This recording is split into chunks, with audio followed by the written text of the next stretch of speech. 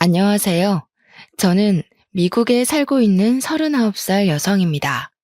10년 전 사랑하는 남편과 그런 남편을 꼭 닮은 아들과 함께 미국으로 건너와 행복한 가정을 꾸리고 있습니다.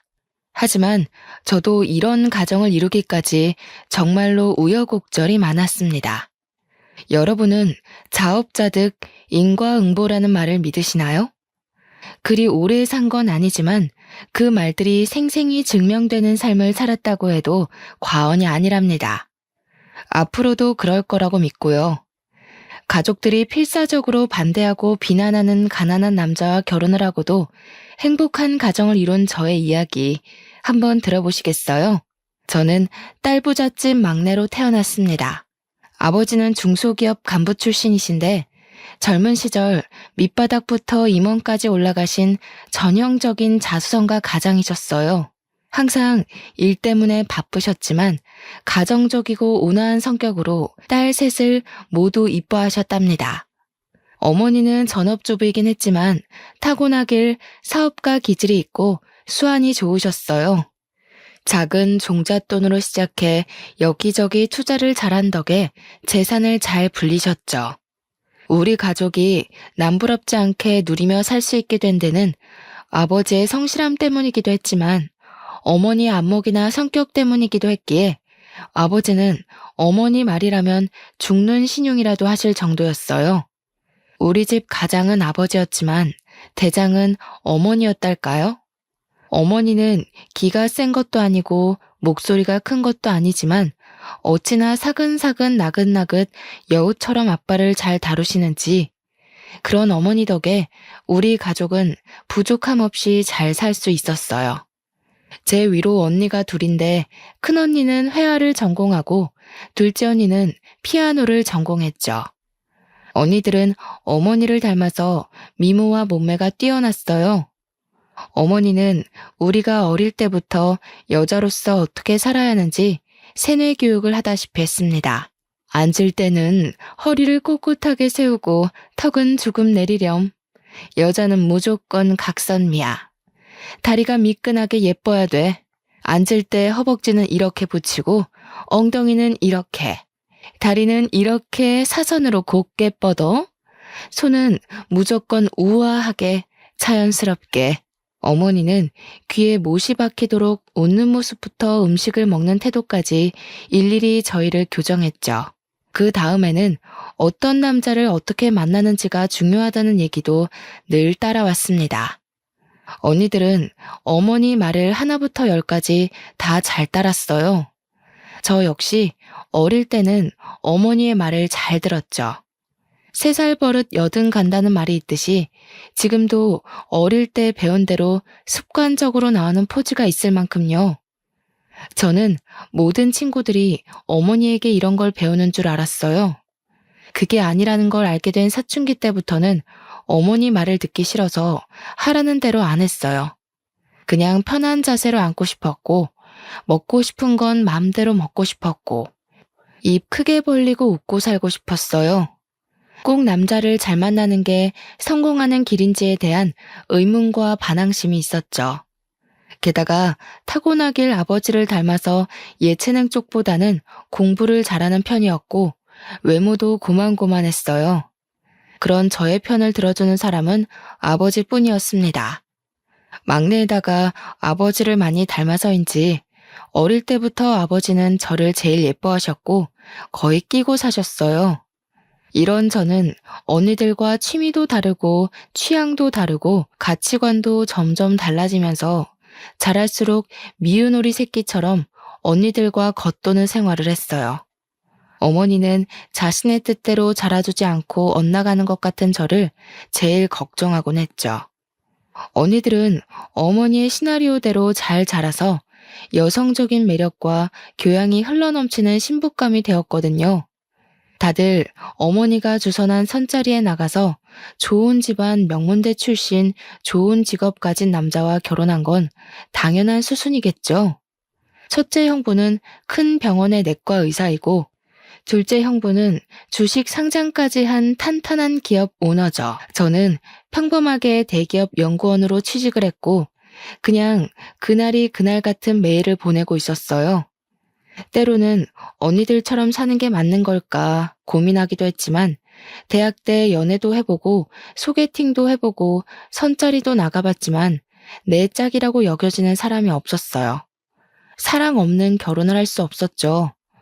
언니들이 다 결혼하고 나니 가족 모임이 있을 때마다 언니들도 형부들도 부모님도 결혼하라고 성하셨어요.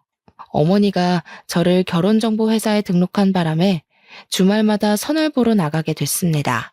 제 결혼까지 엄마 꿈대로 성공하고 나면 엄마 인생 성공하는 거라고요. 어머니는 첫째는 의사 사위, 둘째는 사업가 사위를 얻었으니 셋째 사위는 법조인으로 드릴 거라고 했어요. 그 얘기를 할 때마다 제발 이상한 시나리오 좀 그만 쓰라고 소리치고 싶었지만 참았어요. 적당히 장단 맞춰주면서 세월 보내다 보면 어머니도 포기하는 날이 오겠지 했거든요.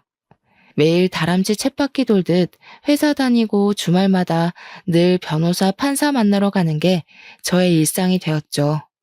그날도 대형 로펌 변호사와 선을 보러 나가는 길이었습니다. 지금까지는 대충 맞춰주고 헤어졌지만 이제 더는 못하겠다는 생각이 들더군요. 그냥 제 평판이 안 좋아지면 엄마도 지쳐서 그만하겠지 하는 오기가 생겨서 그냥 막 나가기로 했어요. 부동산이 어떻고 재산이 어떻고 잘난 척하는 남자 앞에서 저도 그냥 떠들어 제꼈죠. 허영심에 가득 찬 된장녀처럼 돈 밝히고 남자 밝히는 것처럼 마구 떠들었어요. 술도 안 마셨는데 작심하니 그냥 정신줄 놓게 되더라고요. 어머, 자산가시구나. 저 돈 많은 남자 좋아하는데. 이 정도 나이 먹고 알 거 다 아는 사이에 뭐 괜히 가식 떨 필요 있어요? 솔직한 게 마음에 드네요. 저 돈 많아요. 돈 많은 남자 하나 물어서 당장 일 그만두고 인생 팔자 피는 게 목표예요. 변호사 수익이 알고는 있는데 그것 가지고는 안 될 것 같아요. 그래서 정확하게 보유한 부동산이 어느 정도예요? 솔직한 것도 좋고 말씀 못 드릴 것도 없긴 한데 그래도 좀 당황스럽네요. 너무 단도직입적으로 물어보셔서. 뭐 언젠 솔직한 게 맘에 든다더니. 아니, 근데 또 돈만 많으면 나 밤이 많이 외로울 것 같은데 어쩌죠? 저 돈도 보고 몸도 봐요. 좀 보여줄 수 있어요, 오늘? 남자가 질렸다는 표정으로 입을 쩍 벌리고 벌레 보듯이 저를 보더라고요. 속으로 웃음이 났지만 얼굴에 철판을 깔아버렸어요. 아, 맞다. 오늘 안 되겠네요. 저 신상백 예약해둔 게 있어서 명품관에 가봐야 해서요. 돈도 보고 몸도 볼 날 잡아서 연락 주세요. 바이바이.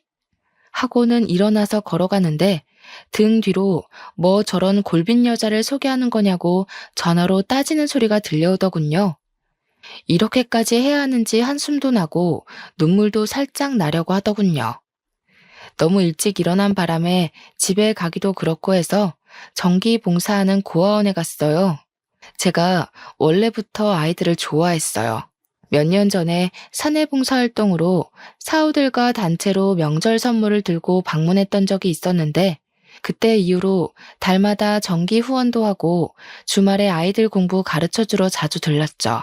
원장님 방에 인사하러 갔는데 어떤 남자가 방을 나오면서 부딪히게 됐습니다. 그러면서 남자 손에 들렸던 사진이랑 서류 같은 게 바닥에 떨어지는 바람에 제가 미안하다고 사과하면서 주워줬는데 영어로 욕 비슷한 표현을 내뱉고 가더라고요. 안 그래도 기분이 안 좋았는데 욕까지 듣고 정말 기분이 상했지만 그래도 제가 좋아하는 아이들 만나서 공부도 가르쳐주고 같이 놀면서 마음이 많이 풀렸어요. 집에 갈 준비를 하고 나오니 비가 억수같이 내리고 있더군요. 중앙 현관에서 주차장까지 뛰어가려고 심호흡을 하는데 선생님, 우산 써요. 초등 2학년짜리 남자아이가 저를 배웅해주겠다고 급하게 부르지 뭐예요. 늘 유난히 저를 따르는 아이였어요. 얼마나 귀여운지 그 작은 손에 우산을 쥐고 롤러브레이드를 신고 싱싱 달려오다가 그만 제 얼굴 앞에서 발이 잘못 걸려서 넘어지려고 하는 게 아니겠어요. 그대로 넘어지면 크게 다칠 것 같아서 아이를 잡으려다가 둘이서 껴안고 같이 흙탕물 바닥에 뒹굴고 말았습니다. 선본다고 차려입은 흰색 투피스 정장이 흙물 범벅이 되고 아이는 미안하고 놀라서 울음을 터뜨렸죠. 저는 진흙바닥에 주저앉아 완전 엉망이 되어버린 제 몰골이 웃겼던 건지 왜인지 알 수 없지만 그냥 가슴이 시원해져서 웃음을 터뜨리고 말았어요. 녀석을 달래주고 흙탕물로 젖은 옷을 대충 스카프로 닦아내고 집으로 향했습니다. 한참 운전해서 가는데 뒤따라오던 트럭이 계속 빵빵 클렉슨을 울리더니 옆으로 와서 창문을 내리고는 차 세우라고 계속 손짓을 하는 거예요. 비상등을 켜고 갓길에 세우고 내렸더니 트럭 차주도 차를 세우고 내리더군요. 아까 고아원에서 부딪혔던 남자였습니다. 알고 보니 제 차 뒷바퀴가 펑크나서 휠까지 주저앉기 직전이었어요. 어쩐지 차가 이상하게 흔들리더라니. 오늘은 꽤나 유별난 하루처럼 여겨졌습니다. 고맙다고 인사하고 차에 타서 보험 출동 서비스를 부르고 기다리는데 한참을 안 가고 뒤에 서 있던 트럭에서 남자가 다시 제 차로 오더군요. 창문을 내리고 올려다보는데 명함 한 장을 주더군요. 저 카센터 일해요. 보험사 오면 여기로 오세요. 잘해드릴게요. 뭔가 어눌하기도 하고 날티나는 말투로 말하고는 가버리는 겁니다. 제가 대답할 틈도 주지 않고요. 곧이어 레카가 왔는데 출동 서비스 직원이 원하는 정비소가 있는지 물어보더군요. 조금 망설이다가 그 남자의 명함을 주며 거기 찍힌 주소로 가달라고 했죠. 엉뚱하고 웃긴 하루의 대미를 장식한 만남. 그것이 우리의 시작이었습니다. 그는 고졸 학력이 전부인 사람으로 변변한 배경도 없고 부모도 없는 남자였어요. 알고 보니 그 고아원 출신으로 9살 때 미국으로 입양을 가게 되었는데 양부모님이 일찍 돌아가시고 한국의 친부모님을 만나러 들어온 거라고 했어요. 20살 되던 해부터 친부모를 찾으려고 매년 한국을 방문했었고 3년 전에는 아예 한국을 들어와서 아는 형 카센터에서 정비사로 일하고 있었어요. 그의 말로는 예전부터 저를 알고 있었다고 하더군요. 주말에 고아원에서 봉사하는 걸 자주 봤었는데 인상이 좋아서 호감을 가지고 있었다고요. 맞선 보러 나간 날도 저를 봤다고 하더군요. 남자는 친어머니랑 연락이 닿아서 그 호텔에서 만나기로 약속을 하고 기다리고 있었는데 제가 그 옆 테이블로 와서 앉더라는 겁니다. 우연히 호텔에서 보고 반가워서 인사할 뻔했다고요. 그런데 그 옆에서 제가 된장녀 짓을 하는 걸 보고 들으며 정이 뚝 떨어졌다고 하네요. 그날 만나기로 했던 친어머니는 나오지 않았고 대신 다른 사람을 보내서 편지만 전달했다고 합니다. 그 편지에는 미안하다고 연락하지 말아달라는 내용이 적혀 있었다고 해요. 그날 정말 너무 슬펐는데 고아원에서 저를 또 보게 된 거예요. 명품관 간다고 큰 소리치고 일어나더니 고아원에 와서 애들이랑 노는 걸 보고 오해했다는 걸 알았다고 해요. 자기가 정말 아끼는 고아원 아이가 넘어질 때 제 몸 사리지 않고 아이를 보호하는 걸 보고는 정말 반했다 하더군요. 하루 동안 우연히 2번 만났는데 한 번 더 만나면 사귀자고 하기로 결심을 했대요. 그러다 우연히 한눈에 봐도 바퀴가 주저앉아 위태로워 보여서 알려주려고 옆으로 갔는데 차창을 내리는데 제가 있었다고요. 우연 같은 만남을 시작으로 그 남자와 자주 만나 서로를 알아가게 되었습니다. 그는 저에게 정말 헌신적으로 잘해주었습니다. 하나부터 10까지 저희 너무 잘 맞았어요. 처음에는 저도 보고 듣고 자란 게 있어서 그의 배경이 손끝에 박힌 가시처럼 걸리곤 했어요. 저도 그냥 적당히 속물적이고 세속적인 평범한 여자일 뿐이에요. 하나부터 10까지 그동안 만나본 적 없는 종류의 사람이다 보니 자동 반사적으로 저울질이 되긴 하더라고요. 하지만 알아갈수록 그 남자의 인간성과 성실함과 진실함에 그를 정말 사랑하게 됐습니다. 그와 연애하면서 어머니가 주선하는 선자리는 다 거절했죠. 사실 제 소문이 정말 안 좋게 나는 바람에 선자리도 뜸해지기도 했고요. 결국 부모님께 사귀는 사람이 있다고 선언하게 되었습니다. 어머니는 사귀는 걸 왜 숨겼냐며 어떤 집안 남자냐, 뭐 하는 남자냐, 무슨 대학 나왔냐, 부모님은 뭐 하시냐 질문 공세를 퍼부었죠. 아니요, 엄마. 그 사람 대학도 안 나왔고 부모님도 안 계시고 모아둔 돈도 별로 없고 카센터에서 정비사로 일하는 사람이에요. 9살 때 미국으로 입양 갔는데 일찍 돌아가시고 혼자 자라서 얼마 전에 한국 들어왔대요. 어머, 어머, 어머. 키 막혀. 너 저번에 선보러 가서 미친 짓 하고 왔다는 소문 건너 건너 들었다. 내가 고개를 들고 다닐 수가 없어, 이거 사. 진짜 미쳤나 봐, 얘가. 너 어디 아프니?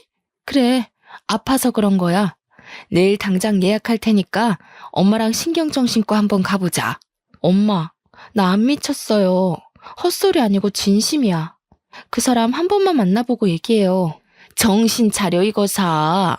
금이야 오기야 키워놨더니 엄마한테 돌려주는 게 결국 이런 수치심이야? 말로만 들어도 부끄럽고 입 밖으로 내기도 부끄러운데 어딜 한번 만나보라 얘기를 해. 내가 그런 사위 이 집에 들일 것 같아? 엄마, 사람한테 어떻게 그런 말을 해. 뭐가 부끄러워, 뭐가. 그 사람이 무슨 부끄러운 짓을 했고 뭘 잘못했다고. 엄마가 뭔데 함부로 부끄러워해? 내가 오히려 그 사람한테 부끄러워. 엄마 때문에 부끄럽다고. 뭐? 뭐가 어쩌고 어째? 태어나서 처음으로 어머니께 뺨을 맞았어요. 저도 너무 화가 나서 어머니께 대들고 말았죠. 어머니의 분노는 상상을 초월했습니다. 노발대발하시던 어머니는 그날로 알아놓으셨고 소식을 듣고 찾아온 언니들도 저를 한사코 뜯어 말렸습니다. 못 들을 말도 많이 들었어요. 자기들보다 외적으로 떨어지는 제가 자격지심 때문에 그런 남자를 택한 것 같다며 미안하다며 울지를 않나. 차라리 집안에 먹칠하지 말고 그냥 평생 혼자 살라고 하질 않나. 저도 너무 큰 스트레스로 원형 탈모까지 생겨버렸어요. 그런 난장판 속에서도 아버지는 묵묵히 제 편이 되어주셨어요. 얼마나 든든했는지 그런 아버지가 아니었다면 저는 버티기 힘들었을지도 몰라요.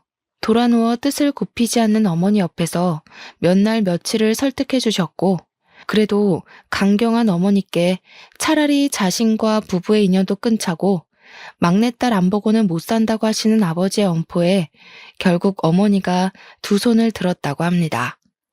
아버지 덕에 결혼식을 치를 수 있었지만 큰 축복이 가득한 결혼식 내내 눈물바람인 어머니 덕에 결혼식장이 아닌 장례식장 같았죠. 신혼여행도 조촐하게 제주도로 다녀와서 인사드리러 간 날 언니 형부들도 모두 와 있었습니다. 우리를 반기기 위해서가 아니라 마치 제 남편을 구경하려고 온 느낌이었어요. 어머니는 제 남편 눈 한 번을 맞춰주질 않고 얼굴도 보지도 않고 한숨만 쉬고 언니들은 남편을 마치 하인 부리듯이 했습니다. 예상 못한 건 아니었지만 그 정도일 줄이야 어찌나 가시방석이었는지 또 남편에게는 어찌나 미안했는지 겨우 밥을 먹고 거실에 모여 얘기를 나누는데 병원 얘기며 사업 얘기며 형부들은 대놓고 제 남편을 무시했죠. 첫째 형부가 주유구 잡고 총을 쏘는 듯한 제스처를 하면서 자네는 주유소 일한다고 했나? 묻더군요. 그래서 둘째 형부가 아니요 형님, 카센터요 라고 대답하자 첫째 형부가 아 정비소? 정비소에서 미케닉이라고? 쏘리. 기름밥 먹는 건 주유소나 정비소가 같지 뭘 그래. 자네 기름밥이란 말 들어봤어? 기름밥? 하는 겁니다. 언니들은 재밌다고 깔깔대고 웃어댔죠. 남편이 어릴 때 입양 가서 한국말이 좀 어눌하고 영어 섞어서 말하는데 그걸 따라하면서 놀린 거예요. 그런데도 남편은 속없이 그냥 웃더군요. 제가 얼마나 미안하고 또 화가 났는지 몰라요. 그날 형부들이 부모님 모시고 아버지 퇴직 축하를 위해서 요트 크루즈 파티를 하자고 제안을 하더군요. 둘째 형부가 사업을 확장하면서 요트 사업을 시작하게 됐는데 요트 여러 대를 유럽에서 들여왔다고요. 지난달에 도착해서 점검이 모두 끝났고 시승식도 완료했고 요트 운전 자격증도 미리 따둬서 본인이 운전할 예정이니 그중에서 제일 멋진 요트에서 파티를 하자고요. 올해 공들여서 준비했던 요트 크루즈 사업이 이제 시작 단계에 있습니다. 아버님, 요직은 퇴직 후부터 또 제2의 인생이라고들 하지 않습니까? 저희 회사 새 사업과 아버님 인생 제2막이 동시에 시작되니 얼마나 또 축하할 일인지 모르겠습니다. 제2의 인생 멋들어진 요트에서 함께 시작하시죠. 아유, 우리 김서방 대단하다 대단해. 사업 돌보느라 바쁠 텐데 언제 요트 운전까지 배웠을까? 말하는 건 또 어쩜 이렇게 이쁘게 하나 몰라. 그렇죠, 여보? 그래, 고맙네, 김서방. 참 내가 복이 많네. 아닙니다, 아버님, 어머님. 제가 당연히 할 일인데요. 이가 척을 얼마나 생각하는지 몰라. 이번에 요트 크루즈도 시댁 어른들보다 우리 아빠 엄마를 먼저 챙기는 거 있지? 예, 누가 들으면 김서방만 사위 노릇 제대로 하는 줄 알겠어? 우리 민지 아빠는 뭐 우리 집에 못하니? 아, 언니. 형부가 우리 집에 못한다는 게 아니라 이 사람이 잘한다는 얘기지. 누가 형부가 못한다 그랬어? 안 그래도 며칠 전에 엄마한테 들었어. 형부가 아빠 엄마 건강검진 프리미엄 코스로 예약해드렸다면서? 엄마가 전화 와서 얼마나 자랑을 하는지. 형부, 제 귀에 피나는 줄 알았어요. 장모님도 참. 의사 사위가 매년 당연히 해드리는 건데 뭘 또 그렇게 자랑까지 하셨어요. 어머, 그랬어? 그러니까 엄마도 참. 뭘 그걸 전화까지 해서 자랑을 했대. 아, 자랑이지. 큰 자랑이지. 의사 큰 사이가 때 되면 고급 풀코스로 건강검진 시켜줘. 사업가 둘째 사이가 사업도 승승장구하고 때마다 좋은 구경 시켜줘. 내가 우리 사위들 자랑하고 싶어서 친구들 더 만들 판이네. 어쩌면 이렇게 사위복이 많아서 얼마나 감사해. 얼마나 좋아. 어머님, 총 쏘는 셋째 사위도 있지 않습니까? 형님, 주유소가 아니라 정비소라니까요. 아, 그랬어? 자꾸 헷갈리네. 이러나 저러나 기름밥 먹는 건 똑같다니까. 그 조크는 들어도 웃기네. 다들 그날의 계획으로 이야기꽃을 피우고 어머니는 아예 제 남편을 등지고 앉아서는 형부들에게 우리 사위들 덕에 호강한다며 좋아하는데 우리 부부만 덩그러니 외로운 섬처럼 앉아 있었습니다.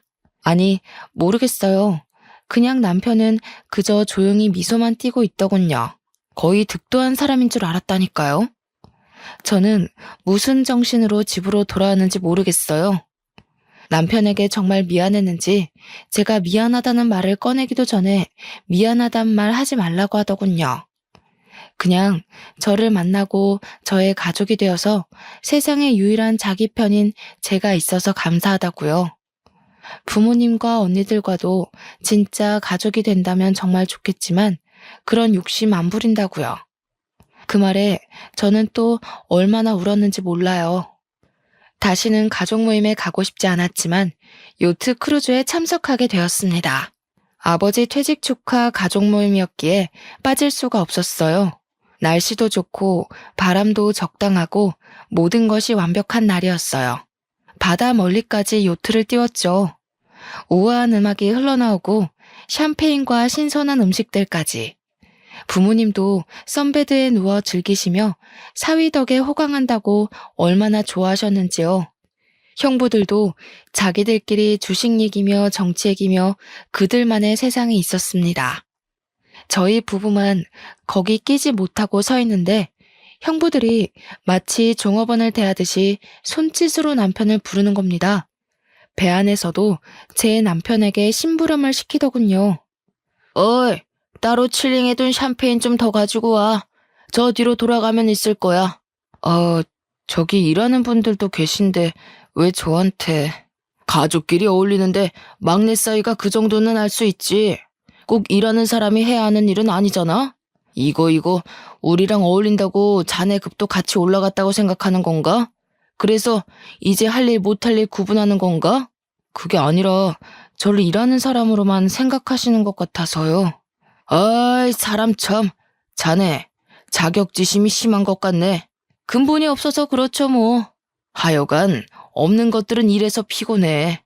순수하게 가족으로 대해주려고 해도 피해의식으로 곡해를 한다니까. 아, 하기 싫으면 관두라고. 아닙니다. 제가 가지고 오겠습니다. 남편에게 하지 말라고 얘기하려고 걸어가는 순간 갑자기 예고 없던 돌풍이 불었습니다. 파도가 치면서 배가 마구 흔들렸고 테이블에 있던 그릇들이 와장창 쏟아져 깨질 정도였어요. 갑판 위는 삽시간에 난장판이 됐죠. 저도 넘어질 뻔하며 기둥을 붙잡고 멀미 때문에 몸을 숙였습니다. 가족들 모두 멀미의 구토감을 느끼며 선실 안으로 대피했어요. 그때 형부들은 자기 몸 사리느라 각자 혼자 뛰어들어가는데 제 남편은 배가 흔들릴 때 넘어지신 아버지를 둘러엎고 어머니를 모시고 저까지 챙겨서 선실로 들어갔어요. 뒤따라 들어온 언니들이 형부들에게 자기만 살겠다고 주랭랑을 치냐고 욕을 하더군요. 형부들은 뚱한 표정으로 겸연쩍어 하면서 제 남편을 노려봤습니다. 둘째 형부가 운전실로 뛰어들어갔는데 배는 파도에 요동칠 뿐 앞으로도 뒤로도 움직이질 않았습니다. 정박했던 배를 돌려서 돌아가려고 하는데 거센 바람 때문에 배가 형부 뜻대로 운전이 안 되는 거였죠. 이리저리 마구 흔들리긴 하다가 갑자기 굉음이 들리더니 요크 시동이 꺼져버렸습니다. 배 한가운데서 요트가 고장나버린 거예요. 다들 발을 동동 구르며 멀미하며 겁에 질려 있는데 제 남편이 손을 보겠다고 나서더군요. 둘째 언니는 이게 얼마짜리 요트인지 알기나 하냐며 나설 때와 안 나설 때 분간을 못한다고 소리쳤습니다. 둘째 형부는 요트 타본 적이나 있냐며 빈정거렸고요. 코웃음 치며 미심쩍어 하는 가족들이었지만 급박한 상황이라 뭐라도 해야 했기에 남편이 요트 보는 걸 허락해 주더군요. 남편이 기계실에서 살펴보더니 무리한 조작으로 엔진이 과열되어 시동이 꺼진 것이며 임시 조치하면 잠깐 쓸 수 있을 거라고 하더군요. 그러면서 첫째 형부를 시켜 정비 도구를 찾아오라고 하는 겁니다. 급한 마음에 곧이곧대로 정비 도구를 찾아서 갖다 바치는 형부를 보니 그 와중에도 통쾌해서 웃음이 났어요. 남편이 이리저리 손을 보고 나니 다시 시동이 걸리더군요. 그러고는 운전대 앞에 서 있는 둘째 형부를 밀치고 본인이 배를 운전하기 시작했습니다. 아, 뭐 하는 거야? 지금 이대로 있으면 모두 위험해져요. 바람 방향을 이용해서 빠져나가야 합니다. 자존심이 상해 소리치는 둘째 형부에 아랑곳 않고 남편은 능숙하게 운전을 하더군요. 그 순간만큼은 모두가 무능한 가운데 남편만 빛났죠. 그날 이후 남편에 대해서 아버지는 무한 신뢰를 하게 되셨고 어머니도 그날 일에 대해 고맙다고 하더군요. 하지만 어머니와 언니, 형부들이 기본적으로 남편을 하대하는 태도는 고쳐지지 않았습니다. 어머니는 그날 일에 대해서 군뱅이도 구르는 재주가 있다는 식으로 말하며 칭찬했습니다. 그 사건 이후로 부모님 댁이나 언니를 집에 수리할 것이 있느냐? 그 사건 이후로 부모님 댁이나 언니들 집에 수리할 것이 있거나 작동이 안 되는 게 있으면 수시로 남편에게 연락을 했습니다. 시도 때도 없이 급한 일인 것 마냥 전화를 걸어 남편을 부르는 겁니다. 남편이 묵묵하게 손을 보고 나면 비아냥인지 칭찬인지 모를 것들을 막 늘어놓는 겁니다. 군뱅이도 구르는 재주가 있다고 손재주 하나는 기가 막힌다며 역시 정비사라 그런가 기가 막히게 잘 고쳤다는 둥, 수고했다는 둥, 우리 집에 꼭 필요한 사람이라는 둥, 저와 가족의 관계 때문에 그런 말을 묵묵히 듣고만 있는 남편을 보니 너무 마음이 아팠어요. 너무 바보처럼 착한 사람이었습니다. 그 사람을 지켜주고 싶었어요. 저는 남편에게 가족과 관계를 끊겠다고 선언했어요. 이렇게 자연스럽게 친정집과의 왕래는 점점 줄어들었고 특별한 행사가 없으면 부모님도 언니들도 만나지 않게 되었어요. 가끔 아버지만 따로 모시고 함께 식사를 했었죠. 그러던 어느 날 아버지의 전화가 걸려왔습니다. 수화기 너머로 아버지의 힘없는 목소리가 들려왔어요. 연희야, 어쩌면 좋으냐? 빠, 무슨 일이세요? 왜 그러세요? 어디가 편찮으세요? 우리 집이 다 넘어가게 생겼어. 어머니가 아버지 몰래 온갖 돈을 다 끌어모아 투자했던 사업이 수백억 대의 사기였고, 사기꾼은 이미 해외로 도주하여 한 푼도 건질 수 없게 되었다는 청천벽력 같은 소식이었습니다. 하루 사이에 길거리에 나앉게 되고 집 곳곳에는 압류딱지가 붙었다고 했습니다. 아버지의 한숨 뒤로 어머니의 곡소리가 들려왔습니다. 아빠, 그래도 우리가 있잖아요. 걱정 마세요. 다 큰 딸 셋이 있고 든든한 사위가 셋이 있는데 뭘 걱정하시는 거예요. 큰언니랑 둘째 언니는 뭐래요? 내심 언니들이 부모님 사실 거처는 마련해 드릴 거라 생각했는데 아버지는 답이 없으셨습니다. 아마 저에게 연락하시기 전에 언니들에게 먼저 연락을 하셨을 텐데 아무 답이 없으신 걸 보면 이상했어요. 언니들에게 연락하니 둘 다 나 몰라라 하였습니다. 첫째 언니에게서는 의사가 벌면 얼마나 번다고 그러냐며 애들 교육비만 해도 매달 수백이 드는데 부모님까지 어떻게 건사하냐는 답이 돌아왔습니다. 기가 막혀서 말도 안 나오더군요. 둘째 언니에게서는 엄마 때문에 남편과 부부싸움까지 했다며 엄마 탓을 하는 푸념을 들어야 했습니다. 달면 삼키고 쓰면 뱉는다는 게 이럴 때 하는 말일까요? 저도 엄마가 미웠지만 엄마보다 더한 언니들이 더 미웠습니다. 결국 저는 자초지종을 남편에게 이야기했고 남편은 생각할 필요도 없다는 듯 당연히 우리가 모셔야지 하더군요. 부모님께 큰 방을 내어드리자며 부모님을 위해 새롭게 꾸미자고까지 하더군요. 그렇게 구박받고 무시받았는데도 한치의 망설임도 없이 부모님을 모시겠다고 나서는 남편이 대단하고 존경스럽게 여겨졌습니다. 너무 고맙기도 하고 착잡하기도 했어요. 저와 남편이 사는 방 2개짜리 작은 신혼집에 부모님이 들어오시던 날, 아버지와 어머니는 남편 앞에서 고개를 들지 못하셨습니다. 부모님을 위해 마련한 안방에 2분을 모시고 갔어요. 2분을 따뜻한 방에 앉게 하고 남편과 저도 마주 앉았습니다. 자네에게 정말 면목이 없네. 정말 너희에게 미안하다. 장인어르신, 장모님, 2분께는 슬프고 마음 아픈 날이지만 너무 슬퍼하지 마세요. 오늘이 저에게는 참 기쁜 날입니다. 저희 집에 한 번도 안 오셨던 장모님이 처음 오신 날이잖아요. 아이고, 기쁜 날이라고 말해주니 너무 고맙네. 내가 이렇게 신세를 지게 될 줄을 모르고 너무 고맙고 미안해. 한국에서 결혼을 할 때도 신혼여행 다녀와서도 어른들께 절을 한다고 하던데 그래서 절하는 것도 배워서 연습도 많이 했는데 한 번도 못했어요.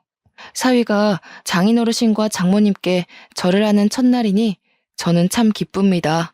종이에 써서 읽기 연습을 해가며 외운 말을 남편이 또박또박 말하자 부모님은 말없이 눈물을 흘리셨습니다.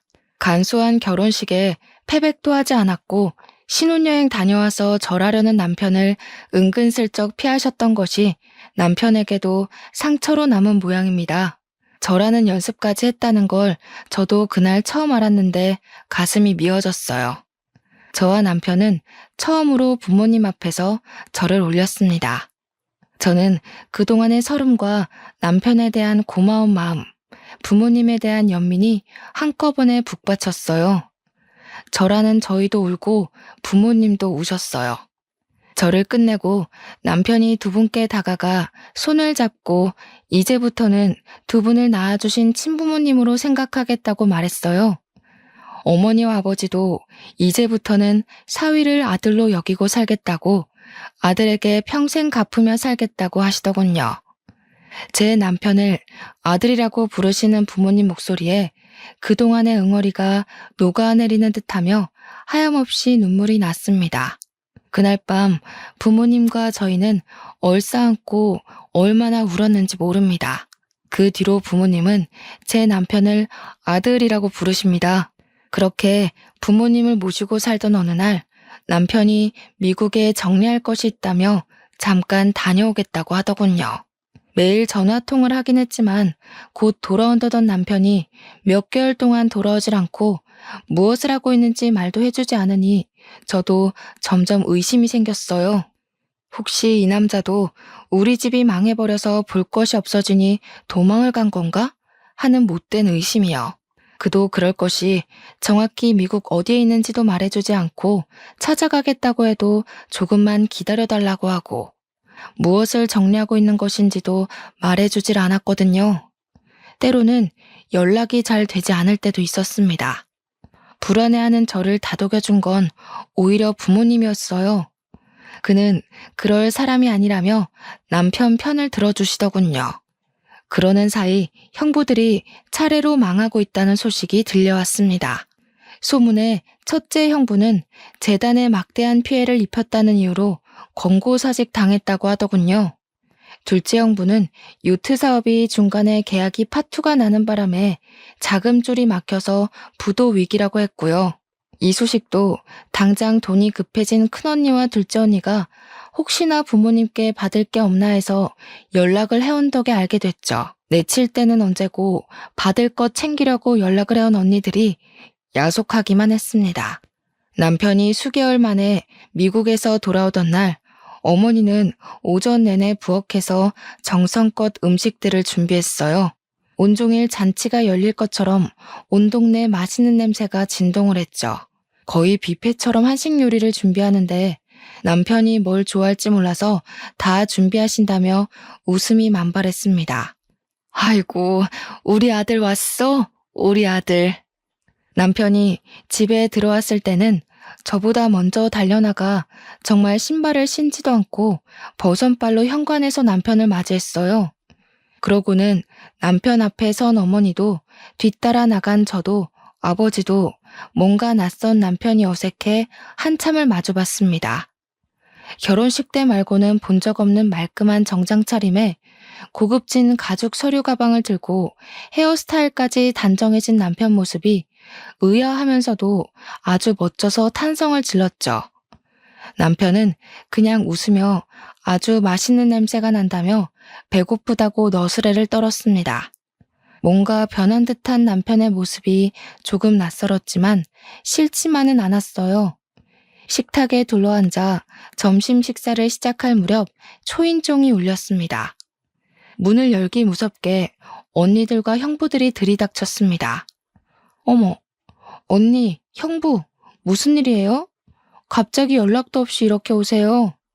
주변의 소란스러움에도 미동도 없이 식탁에 앉아 묵묵히 밥을 먹고 있는 제 남편 앞에 언니들과 형부들이 무릎을 꿇는 겁니다. 저는 너무 놀라서 가슴이 철렁 내려앉았어요. 상상해 본 적도 없고 일어날 일이라고 생각한 적도 없는 눈 뜨고 보면서도 믿기지 않는 장면이었거든요. 자네, 몰라봐서 미안하네. 내 이렇게 용서를 구하네. 한 번만 살려주게. 제부, 정말 미안해요. 우리 그동안 정을 봐서라도 우리 좀 살려줘요. 저죄, 진짜 미안해. 우리가 격이 없이 대한다고 한 게 마음이 상했나 본데 이렇게 빌면 마음이 좀 풀릴까? 응? 정말 이렇게 빈다, 연이야. 제부, 정말 미안해요. 아니, 형부들, 언니들, 갑자기 쳐들어와서 밑도 끝도 없이 이러시면 어떡해요? 도대체 무슨 소리 하시는 거예요?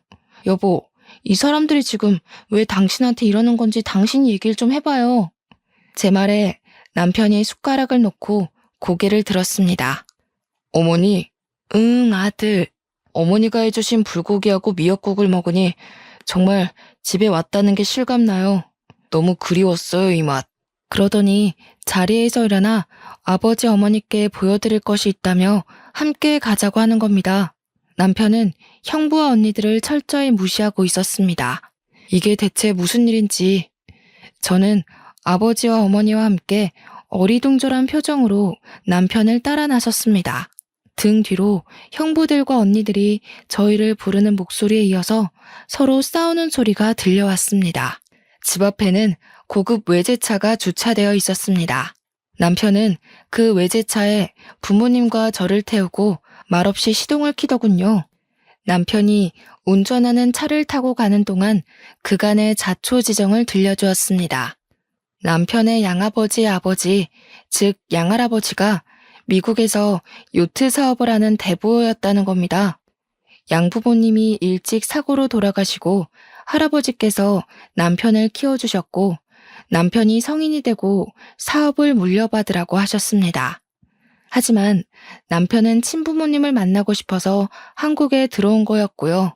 남편은 한국에 들어온 이후로 첫째 형부가 일하는 병원에 매년 거액의 후원금을 내고 있었는데 형부 같은 사람이 일하는 병원에는 더 이상 후원하지 않겠다고 밝혔다고 합니다. 형부가 병원을 그만두면 계속 후원하겠다고 했다는군요. 그 때문에 형부가 권고사직을 당한 겁니다.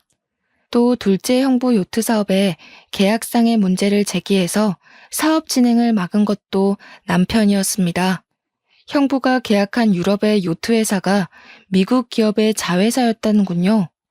그 사실을 알게 된 형부들이 남편에게 싹싹 빌러 찾아왔던 겁니다. 저와 부모님은 상상도 못한 이야기에 너무 놀라 말이 나오질 않았습니다. 이 엄청난 이야기를 그냥 담담하게 전하는 남편의 모습과는 대조적으로 부모님의 얼굴은 충격과 놀라움으로 붉어져 있었어요. 저 역시 갑작스럽게 들은 이야기가 믿어지지 않아서 제 허벅지를 꼬집어 보았어요. 그러는 동안 어느 공기 좋은 곳에 위치한 고급진 전원주택 앞에 당도했습니다. 부모님께 드리는 선물이라고 했습니다. 아버님, 어머님, 아무 걱정 마시고 이제 이곳에서 편안하게 사세요. 그동안 제 신분을 속여서 죄송합니다. 아니, 이게 꿈이야 생시야.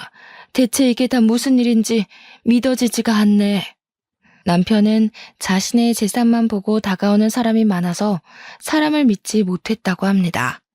학교도 졸업 못하고 입양아에 가진 것도 없는 자신을 봐준 유일한 사람이 저였다고 해요. 아무것도 가진 것이 없지만 그냥 사람으로 사랑해준 저에게 뭐든지 해주고 싶었다고 합니다. 놀라움의 연속이었습니다. 제가 원하는 건 오직 그 사람뿐이었는데 너무 많은 것을 받았어요. 저는 심성이 고운 그 사람을 험한 세상에서 지켜주고 싶었는데 오히려 그 사람이 저를 지켜주네요. 어머니는 펑펑 눈물을 흘렸습니다. 아이고 아들아, 고맙고 고맙다. 하지만 나는 이걸 받을 자격도 염치도 없구나. 어머니, 연희를 낳아주신 어머니이시니 그리고 이제 저의 어머니이시니 받으실 자격이 되고 말고요. 옛일은 모두 잊으시고 우리 이제 앞으로 행복하게만 살아요. 어찌 있겠니? 내가 정말로 미안하다. 잘못했다. 것 없고 능력도 없다고 모질게 대한 것 내 평생 사과하며 반성하며 살아갈게. 싫은 내색 한 번을 안 하고 다 맞춰주면서 얼마나 마음고생을 했을까. 내가 아들한테 한 짓을 생각하면 혀 깨물고 죽고 싶은 심정이다. 어머니, 그런 말씀 마세요. 상처가 될 때도 있었지만 제 곁에는 연희가 있고 또 아버님께서 늘 제 편을 들어주셨어요. 그래서 저는 정말로 괜찮아요, 어머니. 난 연희 아빠랑 연희에게도 정말 면목이 없다. 고개를 들 수가 없어. 여보, 당신 말이 맞았어. 애들 선자리 만들고 결혼 준비할 때마다 당신이 조건 말고 마음을 보라고 항상 말했었는데 그때는 마음은 보이지도 않고 변하는 거니까 눈에 보이는 조건 말고는 믿을 게 없다고 호언장담했는데 우리 딸들 위하는 길이라고 생각했는데 그냥 내 허영심이었다는 걸 이 나이가 되어서야 알았어. 아들아, 네 엄마 이제 절드나 보다. 여보, 이런 나를 데리고 평생 살아줘서 고마워. 여보, 정말 미안해. 나는 노년의 당신 덕분에 방 한 칸 없이 낳았는 신세가 됐지만 오히려 마음은 편했어. 당신이 이제 정말로 변하고 진심으로 아이들을 대하는 것 같아서. 어머니, 이제 그만 울고 그만 미안해하세요. 이렇게 좋은 날 너무 많이 우시니 저도 마음이 아파요. 그럼아, 이제 울지 않을게. 너무너무 고맙다. 내 평생 감사하며 갚는 마음으로 살아갈게. 첫째 언니와 둘째 언니는 모두 이혼을 했습니다. 알고 보니 형부들은 모두 우리 집의 재산을 보고 결혼을 했던 거더군요. 의사인 큰형부는 처가에서 개인병원을 내줄 것으로 생각하고 그동안 장인 장모에게 공을 들였던 건데 한순간에 처가가 망한 데다 본인도 병원에서 쫓겨나게 된 건 모두 큰언니 때문이라며 거액의 위자료 청구 소송을 했지만 패소했습니다. 큰언니는 입시 미술학원 강사로 일하며 생계를 유지하고 있다고 들었습니다. 둘째 형부도 처가 재산을 믿고 무리한 사업 확장을 했던 건데 처가에 손 벌릴 수 없게 되고 요트 사업마저 불발되는 바람에 부도가 나 한순간에 길바닥에 나앉게 되었습니다. 잦은 부부싸움 끝에 합의 이혼을 했다더군요. 둘째 언니는 저희 남편이 부모님께 마련해드린 집에서 눈칫밥을 먹으며 더부살이하고 있어요. 사실 언니들이 저와 남편이 부모님께 해드린 노후자금에 기대서 살고 있다는 걸 전부터 알고 있지만 그래도 혈육이 뭔지 부모님 생각해서 모른 척하고 있습니다. 저와 남편은 그 후 고아원에서 9살 남자아이를 입양하였습니다. 바로 저와 비 오는 날 부딪혀 흙탕물에 뒹굴었던 그 아이죠. 평소 저를 많이 따르고 좋아했었고 저도 늘 마음이 가던 아이였는데 남편 역시 본인이 입양될 때 나이와 같아서인지 늘 눈에 많이 밟혔다고 하더군요. 여러분은 입양에 대해서 어떻게 생각하시는지 모르겠어요. 저는 사실 입양은 대단한 사람들이 하는 일이라고만 여겼어요. 여러 해 동안 고아원에서 봉사활동을 하면서도 입양을 생각해 본 적은 없었는데 남편의 불우했던 어린 시절을 극복할 수 있었던 건 양부모님을 만나 짧지만 행복했던 유년 시절을 보낸 덕이라고 했던 말에 입양을 결심하게 되었습니다. 갓난아이를 데리고 올 줄 알았는데 막상 고아원에 갔을 땐 벌써 9살인 그 아이 생각만 나더라고요. 남편도 그 아이를 만날 때마다 양자 삼고 싶은 마음이 있었는데 차마 제게 말하진 못했다고 했어요. 제가 먼저 입양을 제안했을 때 너무나도 기뻐했어요. 아이도 늘 혼자 생각했다고 합니다. 일기장에도 쓰곤 했대요. 그 아줌마가 우리 엄마였으면 좋겠다. 그 아저씨가 우리 아빠였으면 좋겠다 하면서요. 저와 남편이 서로를 모르던 때부터 말이죠. 이런 것이 하늘이 이어준 인연일까요? 우리 모두가 서로를 원했으니까요. 아이와 함께 우리 세 가족은 미국으로 떠나왔습니다. 남편이 본격적으로 사업 경영에 뛰어들어야 했거든요. 그렇게 떠나온 지 어느새 10년이 흘렀습니다. 의도한 건 아니지만 우리 부부에게서는 아이가 생기질 않더군요. 우리 아들 배 아파 낳은 건 아니지만 하늘이 이어준 감사한 인연으로 여기며 귀하게 키웠습니다. 몇 년에 한 번은 한국에 들어가 부모님을 뵙기도 하고 부모님 생활에 바쁘다 보니 또 마음만큼 자주 뵙기가 어렵더군요. 9살이던 우리 아들은 이제 어엿한 대학생이 되었고요.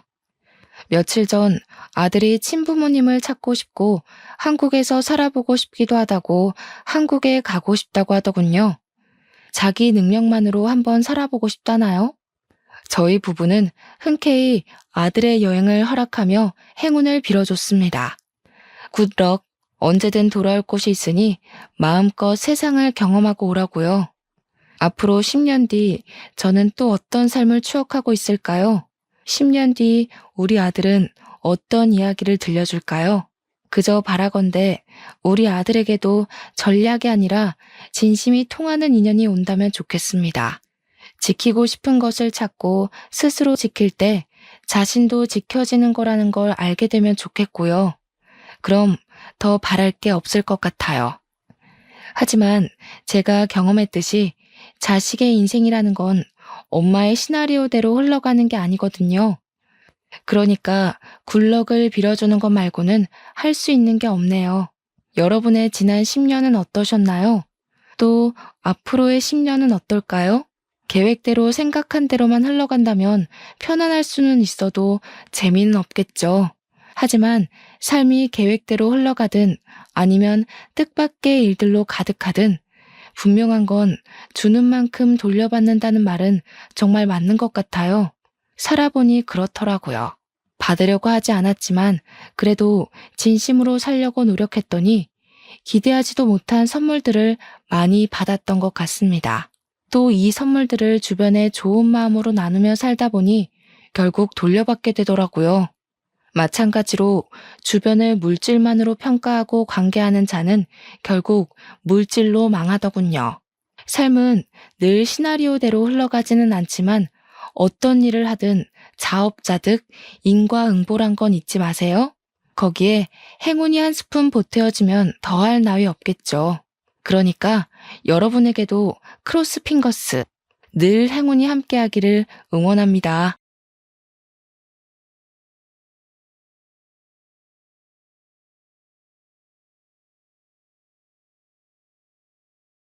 안녕하세요. 제주도에 남편과 함께 카페를 운영하며 살고 있는 35살 여자입니다. 자상한 남편과 귀여운 딸아이, 우리 세 가족은 알콩달콩 행복하게 살고 있어요. 제가 제주도에 내려온 지 7년 정도 되는데요.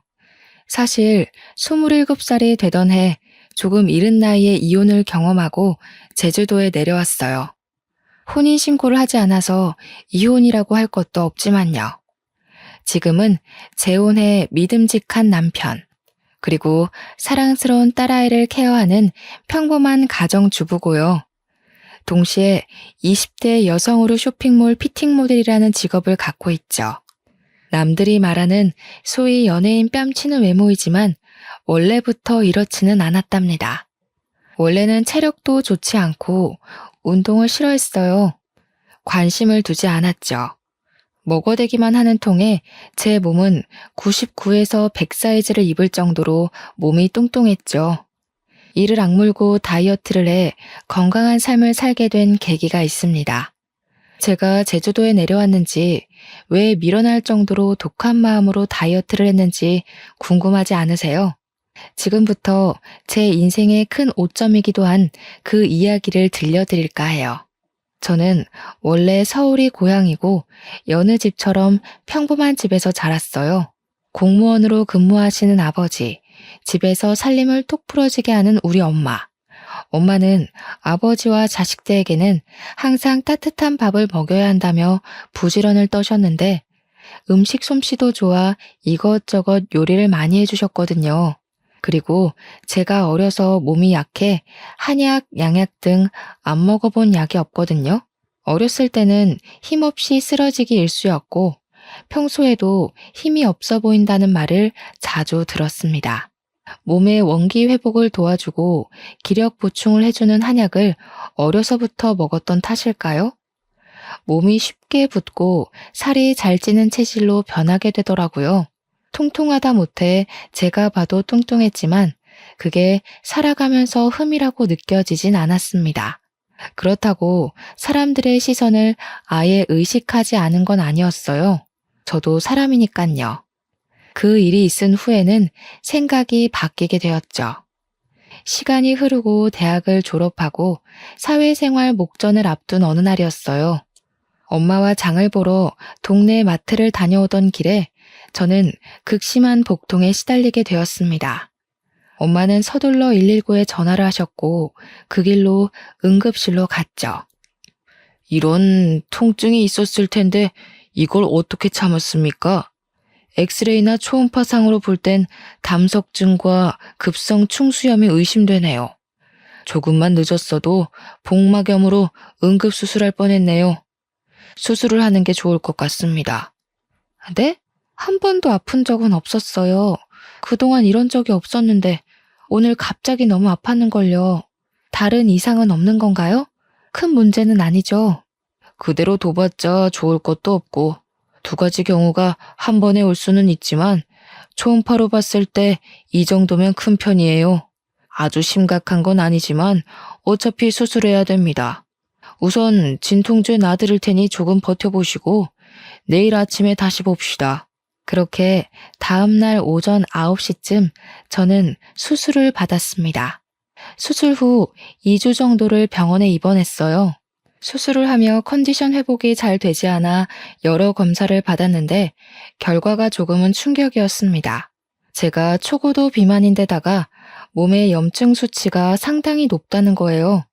면역 수치는 현저히 낮아져 있는데 이대로라면 면역 체계가 무너져 어떤 병에 걸려도 이상하지 않을 만큼 상태가 좋지 않다고 했어요. 생각보다 많이 심각하네요. 몸이 어느 정도 회복되고 나면 운동도 하셔야 해요.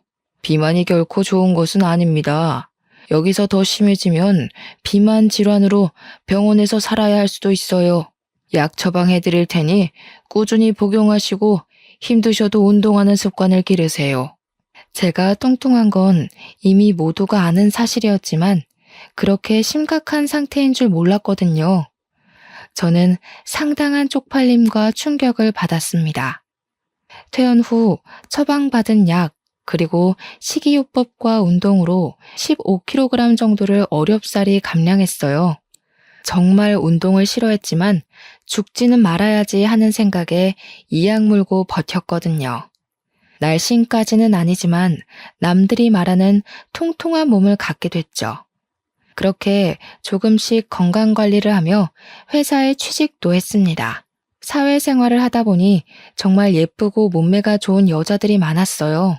딱 붙는 옷, 직장을 다니며 누구나 한 번쯤은 꿈꿔본 정장핏, 모델 같은 사람들, 44에서 55 사이즈의 적당한 굴곡을 가진 몸매는 저에겐 그림의 떡이었습니다.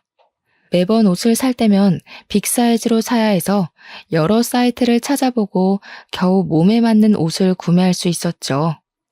점점 자존감을 잃어갈 때쯤 운동을 취미로 삼아보자 생각해 회사 내 등산 동아리에 가입했어요. 격한 운동을 싫어하고 약간의 두려움이 있었거든요. 하지만 등산은 조용히 잘할 수 있을 것 같았어요. 회사 일로 지친 몸을 상쾌한 공기를 마시며 힐링할 수 있기도 하고 운동도 하고요. 등산 동아리에 가입한 이후에도 저만 덩치가 커 보이는 것 같은 느낌을 받았습니다. 딱 붙는 옷, 색색의 예쁜 등산복을 입지 못한다는 사실에 우울감만 더 커져가고 있었거든요. 등산을 하다가 맨 뒤에서 처져도 동아리 회원들이 잘 챙겨주었는데 점점 지쳤는지 관심받게 날 무렵 마케팅팀의 한 직원이 저를 위로해 주더라고요. 그게 바로 전 남편이었습니다. 저에게 물을 건네며 힘들지 않냐며 같이 올라가지 않겠냐고 손도 잡아주고요. 그것을 계기로 연락처를 주고받아 점심시간에 같이 식사도 하고 커피도 마시며 가까워졌어요. 제가 평소에 건강관리를 하고 있는데 운동이 너무 어렵다며 고민을 이야기했죠. 그때 고맙게도 전 남편은 용기를 북돋아주고 싶다며 운동을 해보고 싶으면 적극적으로 도와주겠다고 했어요. 그렇게 퇴근 후 같이 헬스장을 끊어 한두 시간씩 같이 운동도 했고요.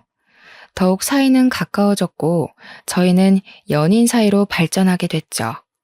남편은 키도 훤칠하고 수려하게 생긴 외모에 정장이 잘 어울린다는 말 그대로 엄친아 스타일이었습니다.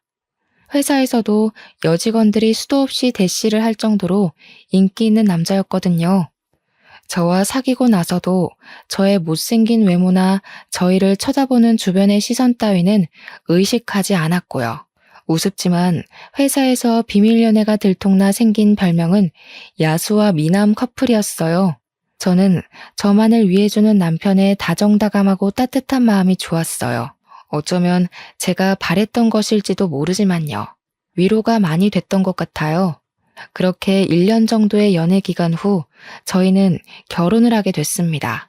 시아버지는 몇 년 전에 돌아가셔서 시어머니 혼자 살고 계셨는데 저를 탐탁지 않아 하셨어요. 정확히는 제 외모가 마음에 들지 않으셨던 거죠. 너 그 몸으로 아이나 제대로 낳을 수 있겠니? 다이어트를 좀 해야 되지 않겠어? 그래야 나중에 조금이라도 도움이 되지 않겠냐고. 엄마, 면전에 대고 그게 무슨 말이에요. 뚱뚱하면 애도 못 가져? 열심히 운동하고 우리끼리 알아서 할 테니 신경 끄세요. 그렇게 말하는 것도 스트레스야. 스트레스 받으면 더 힘들잖아. 그러니 그만해요.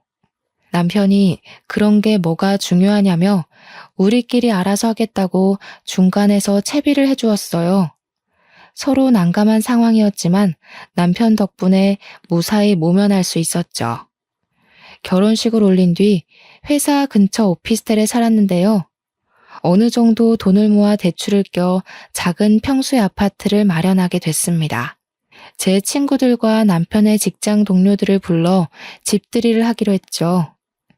맛있는 음식을 먹으며 분위기가 무르익다 보니 술이 모자랐어요.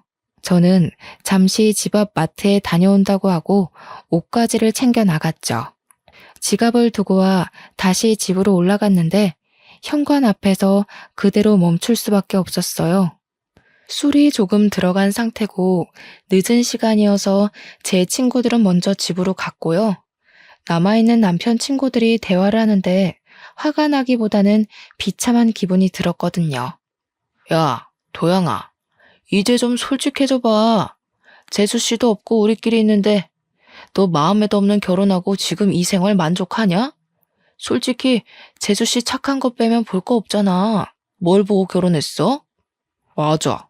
너 지은이한테 거하게 차이고 나서 복수하고 싶어서 결혼한 거 모를 줄 알아? 그리고 솔직히 지금 애도 없는데 마음도 없으면 온전하겠냐고. 요즘에 이혼이 흠도 아니고 할 수 있을 때 하는 게 좋다고 본다 나는. 야, 너희들은 무슨 말을 그렇게 하냐? 그래도 미정이 심성이 착하고 고운 애야. 외모가 뭐가 중요해? 잘 살면 그만인데. 그리고 여기서 지은이 얘기가 왜 나오냐? 조심 좀 해. 말 나온 김에 조금 더 솔직해져 봐. 너 솔직히 지은이 아직도 못 잊고 있잖아. 아직도 연락하고 지내는 거 다 알아. 준규가 그러더라 임마. 결혼한 놈이 전 여자친구한테 미련 남아서 연락하는데 보기 좀 그렇다고. 그래, 그건 애들 말이 맞아. 결혼한 놈이 다른 여자랑 연락하는 게 말이 돼? 더군다나 그 여자가 전 여친이면 더더욱 안 되지. 너 재수 씨한테 미안해서라도 그러면 안 되는 거야. 정리를 하긴 해야지. 지은이를 정리하던 재수 씨를 정리하던 그건 너의 몫이니까. 저는 남편과 친구들이 하는 이야기를 듣고 당장이라도 소리를 치고 싶었습니다. 하지만 제 꼴이 우스워 보일까 눈물이 나오려던 걸 꾹 참았죠. 아무런 내색도 하지 않으며 지갑을 두고 왔다며 황급히 자리를 빠져나왔죠. 집에서 조금 떨어진 공원에 앉아 펑펑 울다 겨우 마음을 진정시켰고요. 저 지금까지 살아오면서 제가 뚱뚱한 건 알았지만 그것 때문에 상처받은 일은 없었거든요. 하지만 이번에는 정말 비참하고 제 자신이 초라하게 느껴지더라고요. 아무렇지 않은 척하느라 힘들었지만 어쨌든 술을 사들고 다시 집으로 들어갔답니다. 며칠 뒤 집들이가 끝나고 아직도 전 여자친구를 못 잊고 있나 하는 생각에 저는 하루라도 편히 잠을 잔 날이 없었어요. 이 사람이 결혼을 정말 후회하고 있나 하는 생각에 걱정도 되고 불안했거든요. 꿈을 꾸면서도 전 여자친구를 생각하는 것 아닌가 싶었고 이대로는 안 되겠다 싶었어요. 그래서 저는 남편이 잠든 틈을 타 휴대폰을 확인하게 되었죠. 평소 휴대폰을 잠그지 않아 휴대폰을 살펴보는 게 어렵지는 않았습니다. 전화 기록과 메시지를 살펴보는데 전 여자친구와 주고받은 연락이 그대로 있는 게 아니겠어요? 지은아, 내가 다 잘못했어. 한 번만 만나서 다 이야기할게. 내가 너한테 복수하고 싶다는 생각에 홧김에한 결혼이라는 거 알잖아. 정말 사과하고 싶어. 나랑 만나서 이야기 좀 하자. 5분만이라도 시간 내줘. 난 너밖에 없어. 너 지금 그 결혼 생활 만족해? 내가 그렇게 하면 돌아갈 줄 알았니? 웃기는 소리 하고 있어. 지금 나 불륜녀 만들려고 작정했니? 이거 완전 미친놈 아냐? 그 어떤 말을 해도 나는 너밖에 없어. 내 마음 알잖아. 나 너 아직도 많이 사랑해. 결혼도 후회하고. 정말 미안해. 내 마음을 다시 받아줄 수 없겠니? 대충 이런 내용이었습니다. 정말 기가 막히지 않나요? 외간 여자가 가정이 있는 남자와 저런 내용의 연락을 주고받았다는 것도 웃기지만 더 웃긴 건 남편이 저런 말을 듣고도 아무런 대꾸를 하지 않았다는 거예요. 저는 주고받은 대화 내용을 모조리 캡처해 제 휴대폰으로 전송했어요.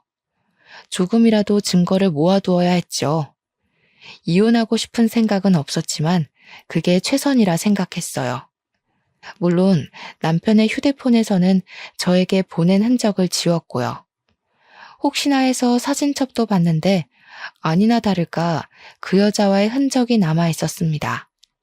심지어 그 여자의 번호는 내 짝꿍 하트로 저장되어 있는 게 아니겠어요? 저는 휴대폰을 보면 볼수록 남편에 대한 실망감이 커져갔지만 우선 아무렇지 않은 척하기로 했어요. 정말 피가 거꾸로 솟는 느낌이었습니다. 온몸에 힘이 빠졌어요. 그날 휴대폰을 통해 알아낸 그 여자 번호로 연락을 했습니다. 만나서 이야기 좀 하자고. 다음날 연차를 내고 그 여자를 만나러 집 근처 카페로 향했죠.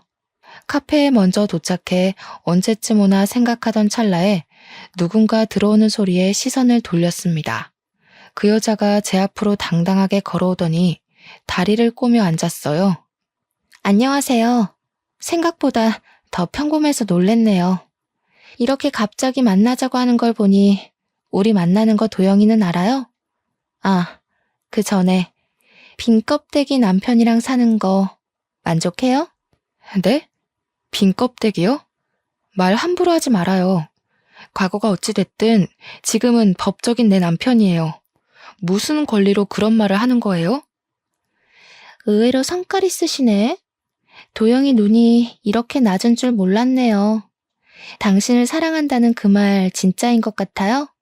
아직도 나를 못 잊어 안달인데 평생 같이 살 수 있어요? 과거는 중요하지 않아요. 지금이 중요하지. 남편이 그렇게 연락해도 그쪽이 연락을 자꾸 받아주는 거 보면 그쪽도 무슨 속셈이 있나 봐요? 앞으로 더 이상 연락하지 않았으면 해요. 서로 사람답게 살자고요. 개념 좀 챙기고. 심란한 마음을 이끌고 집으로 돌아가려는데 시어머니에게 연락이 왔습니다. 어머니 목소리가 심상치 않으셨어요. 집에서 15분 정도 가까운 거리에 살고 계셔서 저는 무슨 일이 있나 싶어 달려갔죠. 초인종을 누르자 금방 문을 열어주셨는데 표정이 너무 떨떠름해 보이셨어요. 예, 너 연차 써서 집에 있다길래 얘기 좀 하려고 불렀다. 너네 결혼한 지 벌써 몇 년째니? 왜 아직도 아이 소식이 없어? 남편이랑 시댁에 잘하면 뭐하니? 정작 중요한 며느리 도리를 하지 못하고 있는데. 너네 부부 맞니? 어머니, 죄송하게 생각해요. 저희도 노력하고 있어요. 그러니 조금만 기다려주시면 안 될까요? 저희 이제 자리 잡고 조금만 노력하면 되니까요. 그놈의 노력. 그러게. 내가 결혼 전부터 다이어트 하라고 하지 않았니? 내가 남자여도 너 보기 싫을 것 같다, 얘. 누가 그런 몸뚱이를 좋아한다니? 그렇게 다이어트를 하라고 말을 했는데 듣지를 않으니 원. 미련 곰탱이도 아니고 정말. 어머니, 그래도 말씀을 너무 그렇게 하지 않으셨으면 좋겠어요. 저도 노력하고 있고요. 아이는 하늘이 점지해 주시는 거라는데 조급해봤자 좋을 게 없다고 생각해요. 사실 저희도 그렇게 급하게 생각하고 있지 않고요. 저 그만 돌아가 보겠습니다. 쉬세요. 어머, 얘 말하는 꼬락서니 좀 봐라. 네가 드디어 미쳤구나. 너 내가 이런 말 했다고 기분 나빠? 그러게, 내가 진작에 하란 대로 했으면 이런 일도 없잖니. 지나가는 사람들 붙잡고 물어봐라. 너의 그 뚱뚱한 몸을 누가 좋아하는지. 안 그래도 심란했는데요. 시어머니의 말을 듣고 제대로 빈정이 상해버렸어요. 남편에 대한 배신감과 그 여자에 대한 분노, 그리고 시어머니에 대한 원망으로 가득 찼고 저는 그날로 운동을 하기로 마음먹었습니다. 저도 직장을 다니는 터라 주간에는 근무를 해야 했어요. 그래서 새벽에 2시간 정도 일찍 일어나 스트레칭과 조깅을 했습니다. 퇴근 후에는 남편과 다니던 헬스장에 1:1 PT 이용권을 끊어 운동을 했고요. 남편은 제가 운동을 한다니 적극적으로 도와준다더군요. 거절할 이유가 없던 저는 건강관리를 한다는 명목하에 다이어트 한약과 온갖 영양제를 몸에 쏟아붓기 시작했어요. 그리고 약간의 성형을 했고 철저한 식단 관리와 운동을 병행했죠. 악착같이 노력한 결과 1년 정도의 기간 동안 30kg 감량이라는 쾌거를 이룰 수 있었습니다. 소위 말하는 연예인 뺨치는 외모와 몸매를 갖게 됐죠. 처음에는 저를 바라보는 시선이 부러웠지만 점점 자신감을 되찾으며 당당해지기 시작했어요. 지금까지 도와준 남편이 고마웠지만 시어머니의 모욕적인 말과 제가 당했던 굴욕들, 그것을 생각하면 화가 치밀어 올랐어요. 용서도 안 됐고요.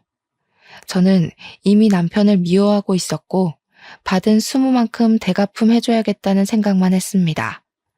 여전히 남편은 전 여자친구와 연락을 주고받고 있었거든요. 동창 모임이 있다며 나갔다 오면 꼭 외박을 했는데 안 봐도 비디오지 않나요? 이미 저로서는 남편에 대한 신뢰가 땅에 떨어질 대로 떨어진 뒤였죠. 아이를 가져야 한다는 명목으로 회사를 그만두고 살림에 전념하라던 시어머니의 말대로 저는 회사를 그만두고 자기 관리에 전념하기로 했어요.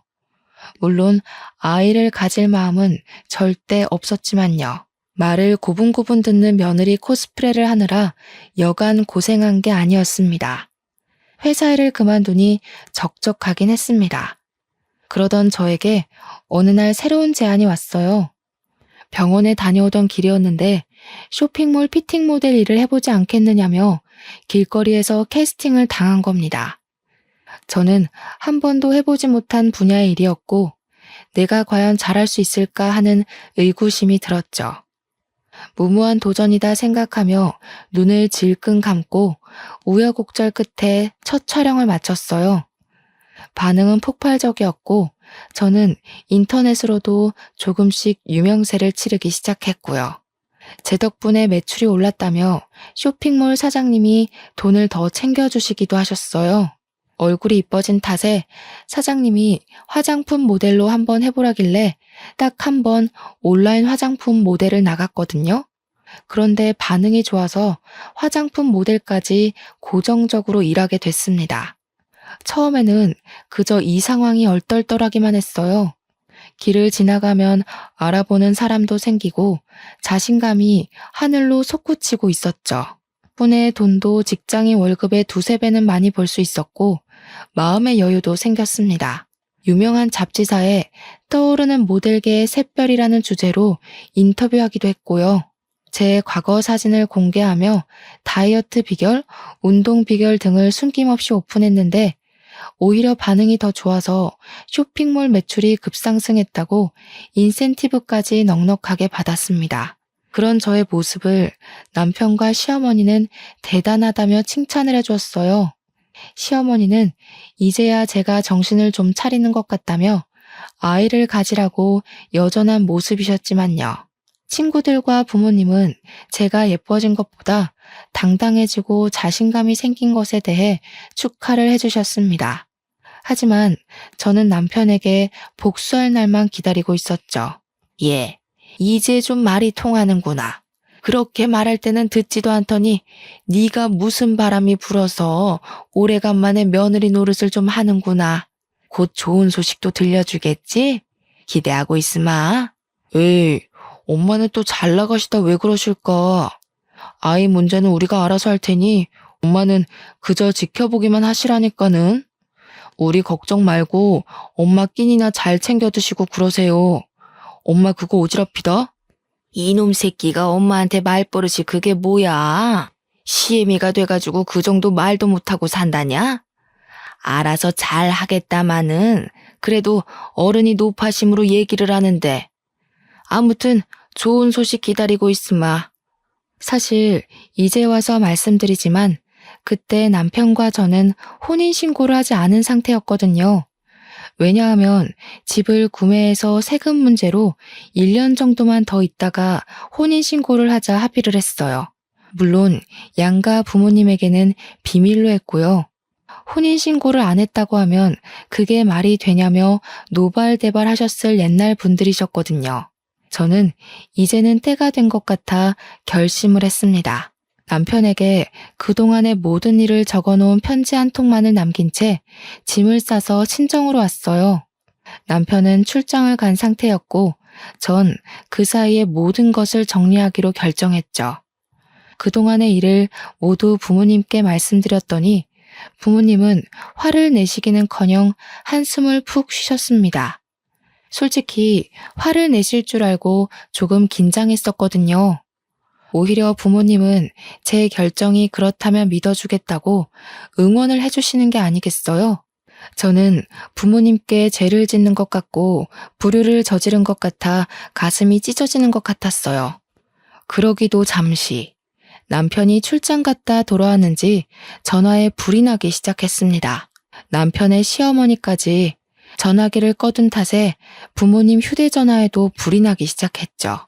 연락이 닿질 않자 친정에 찾아온 남편은 한 번만 만나달라며 애원하기 시작했어요. 친정 부모님께도 혹시라도 찾아오면 절대로 문 열어주지 말라고 채비해 놓았고요. 미정아, 이러지 말고 만나서 얼굴 보고 이야기하자 제발. 갑자기 이러는 이유가 뭔지 모르겠어. 나 지은이랑 아무 사이도 아니란 말이야. 네가 오해하고 있는 것 같은데 내가 전부 다 설명할게. 제발 한 번만 만나줘.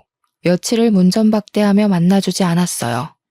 지치는 법도 모르는지 하루도 안 빼놓고 친정집에 오길래 이 짓도 못할 짓이다 싶고 부모님이 괜히 피해보시는 것 같아 집 앞 호프집에서 만나자고 했죠. 맨정신에는 제대로 상대할 수 없을 것 같아 단숨에 맥주 한 잔을 들이켰죠. 아니나 다를까 저를 본 남편은 불쌍한 척을 하며 되지도 않는 변명을 늘어놓더군요. 가만히 듣자 하니 정말 가증스럽고 역겨웠어요. 미정아, 너도 알잖아. 내가 널 얼마나 사랑하는지. 전 여자친구 때문에 널 만나서 결혼한 게 아니야. 물론 너를 처음 만날 땐 보여주고 싶은 마음은 있었어. 하지만 결혼은 정말 온전히 네가 좋아서 한 거야. 제발 날 믿어줘. 어떻게 하면 마음을 돌릴래? 뭐? 사랑? 웃기는 소리 하고 있네. 내가 무슨 마음으로 독하게 다이어트 했는지 알아? 이게 다 당신이랑 어머니 때문이라고. 아직도 모르겠어? 날 그렇게 무시하고 짓밟을 때는 언제고 이제 와서 사랑 타령이야? 그게 무슨 말이야? 사랑 타령? 그리고 왜 갑자기 여기서 엄마 이야기가 나와? 알아듣게 좀 이야기해. 엄마가 너한테 무슨 짓을 하기라도 했어? 왜 가만히 있는 우리 엄마까지 들먹여? 엄마가 애 낳으라고 한 것 때문에 그래? 어른이 그 정도 말은 하실 수도 있는 거지. 이 와중에 시어머니 이야기를 하니 발끈하며 감싸는 모습을 보고 그나마 남아있던 정도 뚝 떨어지더라고요. 지금 상황에서 누가 갑인지 모르는 것 같았어요. 어떻게 하면 저렇게 멍청한 말을 할 수 있을까 의구심이 들었죠. 저 같으면 무조건 미안하다고 싹싹 빌었을 건데 자기 엄마 편을 들고 앉아있는 꼴이라니 더 이상 말할 가치가 없었습니다. 도영씨, 아직 정신 덜 차렸구나. 나랑 결혼 생활하면서 그 여자한테 찝쩍거린 건 뭔데? 지금까지 연락 주고받는 거 내가 모를 줄 알았어? 내가 바보니? 너 집들이 하던 날 친구들이 하는 소리 듣고 가만히 있더라? 내가 그때 얼마나 비참했는지 알아? 네가 알기나 하냐고. 아니 그게 아니라 미정아, 내가 이렇게 빌게. 나 한 번만 봐주라. 솔직히 결혼 전엔 네가 못생겨서 정이 안 생겼어. 그건 인정해. 그런데 결혼하고 네가 환골탈태한 모습을 보니 생각이 달라지더라고. 이건 어쩔 수 없는 남자의 본능이야. 그러니 이해해 줄 수 없겠어? 본능? 본능 같은 소리 하고 있네. 당신 미쳤구나 진짜? 내가 그 여자 대용이었어? 내가 재활용품이니? 날 고작 그런 취급하려고 나랑 만나서 결혼까지 한 거야? 그래, 이제 이뻐지니까 나한테 조금 미련이 생겼나 보지? 그러게, 처음부터 엄마가 살 빼라고 했으면 내가 지은이한테 연락할 일은 없지 않았겠어? 이건 너도 잘못이 있는 거야. 그러니 우리 서로 좋은 게 좋은 거라고 다시 예전으로 돌아가자, 어? 나랑 살면서 그 여자한테 찝쩍댄 거? 이해한다 쳐. 그래, 1000번이고 10,000번이고 이해해줄게. 너 차여서 나한테 들러붙은 거라며? 그럼 이해하기가 조금 쉽겠네. 어차피 아무 사이도 아니니 나한테 거하게 차였다고 생각해. 다른 여자 구해서 그 여자한테 정이라도 붙여보던가. 정말 얼토당토 않는 말이지 않나요? 어쩜 그렇게 아무렇지 않게 뻔뻔한 말을 내뱉을 수가 있는지 의문이었습니다. 머리를 열어 속을 들여다보고 싶었어요. 저는 제가 고작 그딴 취급을 받았다는 사실에 화가 머리 끝까지 났죠. 제 앞에 있던 맥주잔을 들어서 남편 얼굴에 확 부어버리고 소리치고 나왔어요. 너 따위 때문에 뺀 내 살들이 아까워. 그럼 이제라도 그 잘난 전 여자친구 만나서 결혼 생활 시작하면 되겠네. 너랑 나랑 무슨 사이라도 돼? 우리 어차피 혼인신고도 안 했으니 네 마음대로 해. 이후로도 전 남편은 전화, 문자, 심지어 인터넷으로도 미친 듯이 연락을 하기 시작했습니다. 제가 전부 무반응으로 대처하니까 이번에는 시어머니가 연락을 해오더군요. 얼굴 보며 만나서 이야기하자는 말에 드러나 보려고 시댁 근처 카페로 갔죠. 카페에 들어가기 전 앉아있는 시어머니를 가만히 쳐다봤어요. 딱 봐도 어떻게 구슬려야 애가 돌아올까 하는 표정이 한눈에 봐도 느껴집니다. 저는 더 이상 휘둘리지 않을 자신이 있었기에 마음을 가다듬고 당당하게 카페 안으로 들어섰어요. 여차하면 머리채도 잡히겠구나 각오하고 예상하면서요. 잘 지내셨죠? 저는 도영 씨랑 이야기가 끝난 걸로 아는데요. 도영 씨한테 전해들은 이야기 없으신가요? 저한테 더 하실 말씀이라도 있으신가요? 설마 여기서 더 살 빼라는 말씀하시려고 온 건 아닐 테고. 예. 너는 정신이 있는 애니 없는 애니? 이혼이 그렇게 쉽니? 어떻게 종이에 띡 몇 자 끄적여 놓고 집 나가서는 이혼하자는 말이 그렇게 쉬워? 부부싸움은 칼로 물베기라지만 그래도 네가 이러면 안 되는 거야. 솔직히 네가 진작에 관리하고 남자 마음을 사로잡을 줄 알았으면 이런 일도 없었다. 쉽냐고요? 저한테는 쉽죠. 어려울 것도 없는데요. 말이 나와서 얘기하는데요. 도영 씨랑 저 어차피 혼인신고도 안 한 사이인데요? 그냥 사귀다가 헤어진 거죠. 아니, 정확하게 말하자면 제가 도영 씨를 찬게 되나요? 제가 혼인신고를 안 했다는 말을 하니 시어머니의 표정이 굳더군요. 정말 모르셨던 눈치였어요. 저야 그렇다 치지만 헤어진 마당에 얘기는 했어야 하는 거 아닌가요? 물론 저는 아쉬운 것 없었지만요. 도영 씨가 혼인신고 이야기는 안 했나 보네요. 어머니, 아니, 아줌마, 뭔가 대단히 착각하고 계시나 본데 우리 아무 사이 아니거든요? 저한테 이래라 저래라 하지 마시고요. 댁내 아드님 간수나 잘하세요. 뭐? 아줌마? 야, 너 말 다 했어? 그래도 내가 너 시어머니였던 사람인데 어떻게, 뭐? 아줌마? 나 참 기가 막혀서. 너 가정교육을 그렇게 받았니? 네 부모가 그렇게 가르치던? 못생긴 거 잘난 우리 아들이랑 결혼시켜줬더니 은혜도 모르는 이 배은망덕한 것. 진짜 뭘 모르는 건 아줌마예요. 저기요, 댁 아드님이 나랑 같이 살면서 전 여자친구한테도 빌빌거린 거 모르세요? 나한테 와서 이럴 게 아니라 아드님을 잡으셔야지. 그리고 뭐? 교육? 그럼 그쪽은 교육을 참 잘해서 결혼하면 다른 여자한테 찝쩍대라고 가르쳤나? 앞으로 한 번만 더 연락하면 나도 가만히 안 있어요. 알겠어요? 아니, 얘는 뭘 그런 걸 가지고. 그러지 말고 내가 다 잘못했으니 다시 올라오거라. 도영이 어디에 한눈 못 팔게 잘 잡고 있을 테니까 나 믿고 다시 시작하자꾸나. 내 약속하마. 한 번만 더 찾아오면 간통죄던 상간녀 소송이던 고소할 겁니다. 정신적 피해 보상까지도요. 혼인신고만 안 했지. 주변 사람들은 이미 결혼식 왔다 갔고 집들이도 했고 집도 같이 샀고 그 사람들이 다 증인이에요. 어디 한번 물어볼까요? 버젓이 아내가 살아있는데 전 여자친구 못 잊어서 만나러 다니는 불륜남 어떻게 처리할지? 아니 미정아, 무슨 말을 그렇게 하니? 그러지 말고 내 이야기 좀 들어보렴. 내가 조금 전에는 흥분해서 막말을 했어. 실수했다, 아가. 서로 살아가면서 실수를 한 번쯤 하길 마련이야. 서로 이해하며 넘어가 줄 수는 없겠니? 친척들 얼굴은 어떻게 보고 또 도영이가 망가져가는 꼴을 나더러 어떡하라는 소리니? 그건 아줌마가 알아서 하셔야죠. 그것까지 제가 신경 써야 될 이유가 있나요? 저한테 그렇게 살 빼라 애가져라 했던 분은 어디 가셨어요? 이제 주제 파악 좀 되셨으면 댁에 돌아가셔서 아드님 회초리를 치시던지 가둬놓고 패시던지 정신 좀 차리라고 해주실래요? 저는 더 이상 상대할 가치도 못 느꼈습니다. 그럴 힘도 없었고요.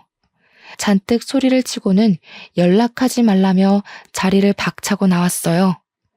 너무 연락을 해대는 통에 저는 결국 휴대폰 번호를 싹 다 바꿔버렸죠. 친정집에 더는 찾아오지 못하도록 다른 지역으로 이사까지 갔고요. 정말 진절머리가 난다는 말이 이런 데서 나오나 봅니다. 다행히 그 뒤로 더는 찾아오지 않더라고요. 저는 서울에서의 생활을 정리하고 제주도로 터전을 옮겼어요. 모델 일을 하며 충분한 돈을 모았기에 제주도에서 좋은 풍경을 보며 여유롭게 생활하고 싶었거든요. 그동안 많이 힘들었고 마음의 안정을 되찾고자 노력했습니다. 그래서 제주도에 작은 정원이 딸린 전원주택을 사서 정착하게 되었죠.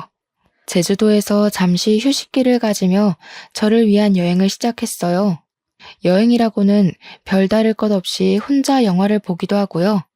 서점에 들러 책을 사 카페에서 커피 한 잔을 하며 독서를 즐기기도 했고요. 탁 트인 바다를 보며 그림을 그려본다든지 사진을 찍는다든지 제주도 이곳저곳을 돌아다녔죠. 그러다 여행을 하며 자주 들리던 카페 사장님과 친분이 생겼습니다. 제가 은근 고지식해서 한 가지 메뉴에 꽂히면 그 메뉴를 파는 가게에서만 사 먹는 버릇이 있거든요. 그날도 어김없이 늘 먹던 메뉴를 주문하려고 했습니다. 늘 혼자 오시면서 같은 메뉴만 주문하시던데 이번에는 제가 추천 좀 드려볼까요? 저는 제가 먹던 것만 먹어서 어떤 게 좋은지 모르겠네요. 감사하지만 추천해 주실 만한 메뉴가 있나요? 무가당 주스만 드시길래 이번에는 달달한 커피 한번 추천해드리고 싶은데요. 따뜻한 바닐라 크림 라떼 어떠세요? 제가 제일 추천드리는 메뉴예요. 그 일을 계기로 카페에 자주 방문하며 사장님과 많은 이야기를 하게 됐습니다. 나이는 저보다 5살 많았고 원래 제주도가 고향인 사람이었습니다. 대화를 하다 보니 이야기를 경청해 주시는 모습이 마음이 참 따뜻한 사람인 걸 느꼈어요. 저에게 제주 생활을 하며 불편한 것이 있으면 얼마든지 터놓고 이야기하라고 해주셨고 실제로도 많이 챙겨주셨죠. 카페에 자주 방문하며 사장님과 많은 이야기를 나누게 되었는데요. 알고 보니 사장님은 저와 비슷한 아픔을 가지고 있더라고요. 그래서 그런지 저에게는 사장님이 더욱 공감과 위로가 되는 존재로 다가왔습니다. 저는 제주도에서 생활하며 여전히 모델 일을 꾸준히 하고 있었는데요. 어느 날 한 해외 잡지사에서 저를 인터뷰하고 싶다며 제의가 들어온 게 아니겠어요?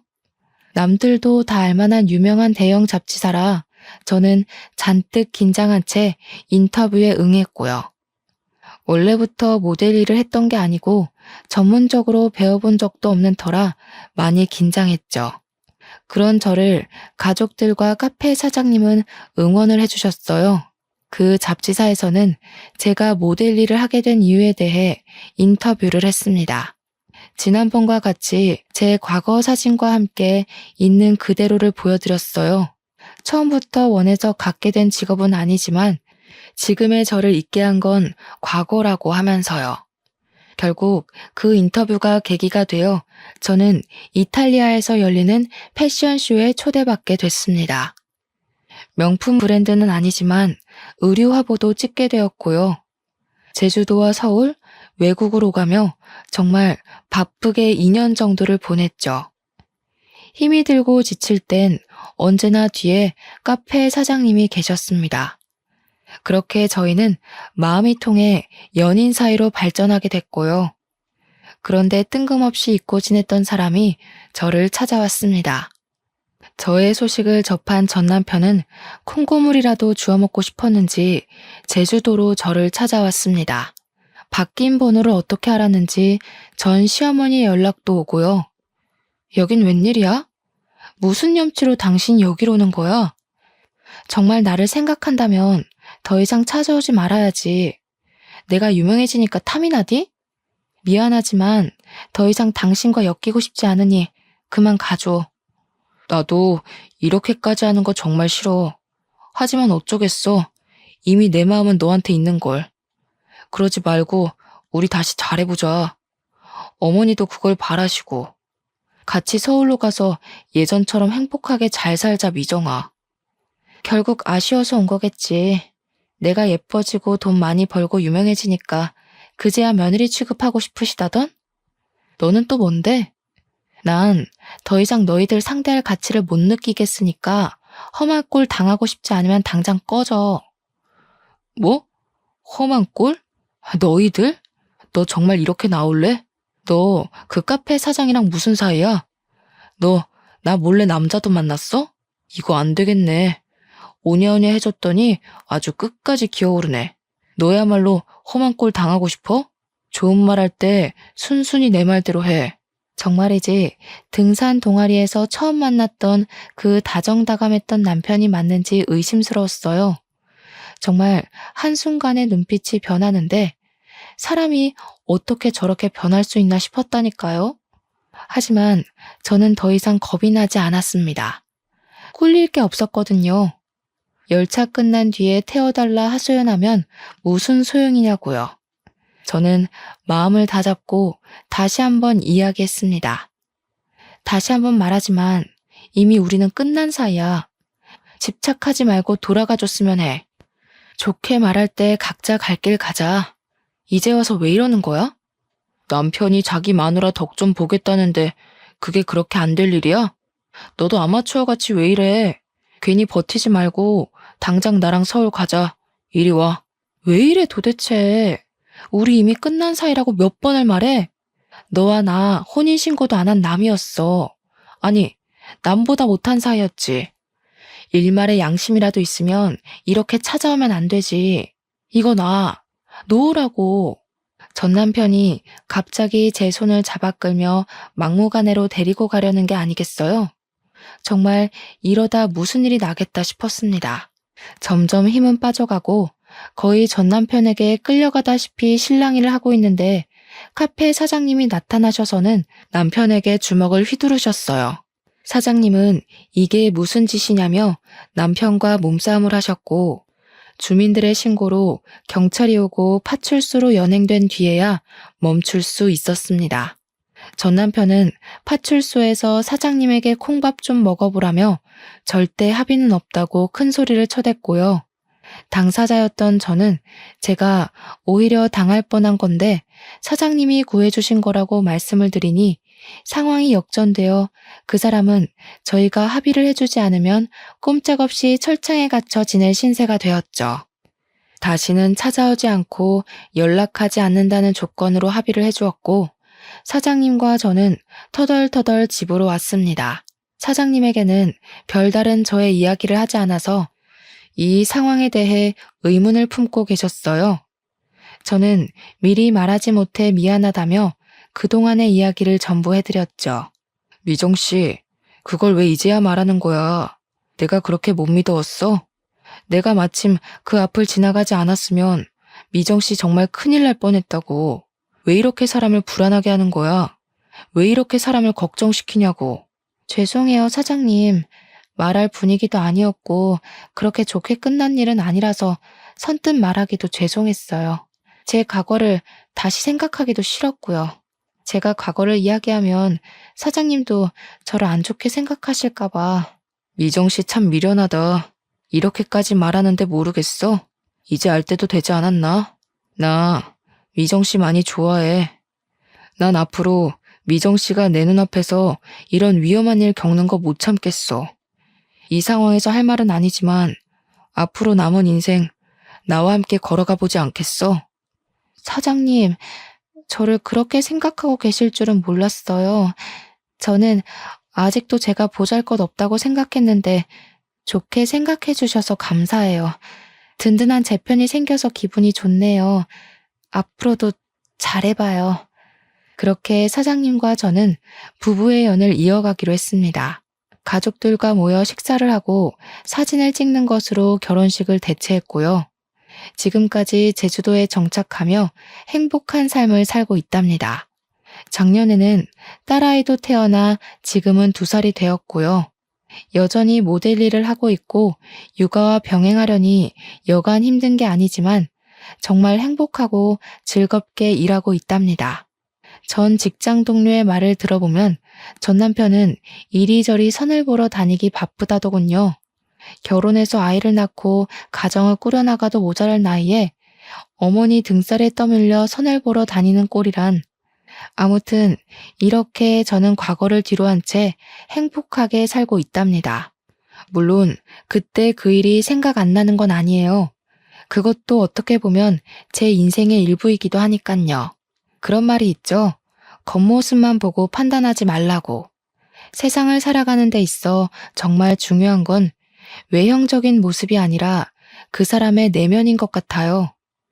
외모로 기준을 잡고 살아가다 보면 드넓은 세상에서 과연 무엇을 얻을 수 있을까요? 아름다운 외모를 가지고 있으면 누구나 그 외모를 사랑할 수 있지만 어떤 사람을 내 곁에 두느냐는 내 성격과 마음으로 결정하는 거라고 생각해요. 여러분도 사람의 겉모습만 보고 판단하지 마시고 그 사람의 깊은 내면을 들여다볼 수 있도록 조금만 노력하시면 이 세상 그 무엇보다 소중한 인연을 만나실 수 있으실 겁니다. 외모가 어떻든 간에 당신은 존재 자체만으로도 특별하고 사랑받는 사람이라는 걸 기억해 주세요. 저의 긴 사연을 읽어주셔서 감사드리고 행복한 일만 가득하셨으면 좋겠어요.